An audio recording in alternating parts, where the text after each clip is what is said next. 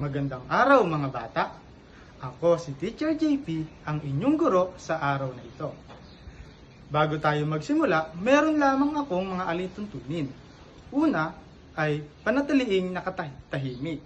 Pangalawa ay itaas lamang ang kanang kamay kung kayo ay may katanungan. At ang panghuli ay makinig mabuti. Ayos ba yan? Very good. Simulan natin ang ating gawain sa panalangin. Tayo'y tumayo at iyuko ang ating mga ulo. Panginoon, maraming salamat po sa araw na ito dahil ligtas niyo po kaming ginabayan sa paaralan. Kayo na po ang manguna sa aming gagawin ngayong araw. Yun lang po ang aming samot dalangin sa matamis na pangalan na Jesus. Amen. Ngayon, sino ang lumiban sa row 1, sa row 2, at sa row 3? Mahusay!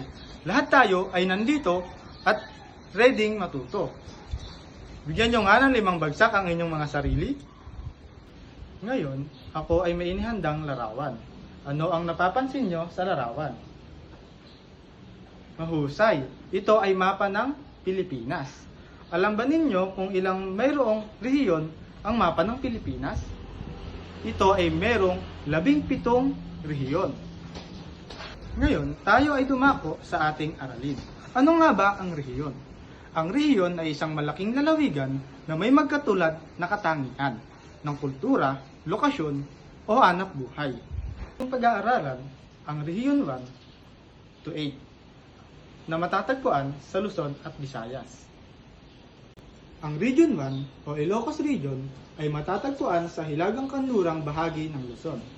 Kilala ito sa magagandang tanawin, mayamang kultura at produktong agrikultural. At ito ang mga lalawigan dito. Ang lingwahe naman ay Ilocano, Filipino at English. Sa Ilocos Region ay may mga sikat din na pagkain tulad ng empanada at pakbet. At maging sa mga festival, meron din ditong Longganisa Festival at Bangus Festival. May mga tanawin din dito o mga pinupuntahan katulad ng Paway Church at Calle Crisologo. At ang panghuling region ay Region 8 o Eastern Visayas. Ito ay matatagpuan sa hilagang bahagi ng Visayas at ito ay binubuo ng mga lalawigan. At ang kanilang mga lingwahe o dialect naman ay ito. At dito, ang kanilang sikat na pagkain ay binagol at baduyak nga pasayan. Maging ang festival dito ay tinatawag na Mayaw-Mayaw Festival. Kung talagang nakinig kayo sa ating aralin ngayong araw, ako ay may mga katanungan. Ano na nga ulit ang rehiyon? Yes, mahusay. Ang rehiyon ay isang malaking pangkat ng mga lalawigan na may magkatulad na katangian sa kultura, lokasyon, o hanap buhay. Pangalawang tanong, ilan na nga ulit mayroong rehiyon ang Pilipinas? Mahusay. Mayroon 17 rehiyon ang Pilipinas. Pangatlong tanungan, kung ikaw ay bibigyan ng pagkakataong pumunta sa ibang rehiyon, ano ang pipiliin mo at bakit? Yes? Mahusay. Talagang nakinig kayo sa araw na ito. Tungo naman tayo sa ating pangkatang gawain. Hahatiin kayo sa 4 na grupo. Ito ang Group 1, Group 2, Group 3, at ang huling grupo. Basahin lamang ang panuto. Natapos na ba ang lahat ng grupo? Mahusay. Ngayon, magkakaroon tayo ng maikling pagsusulit.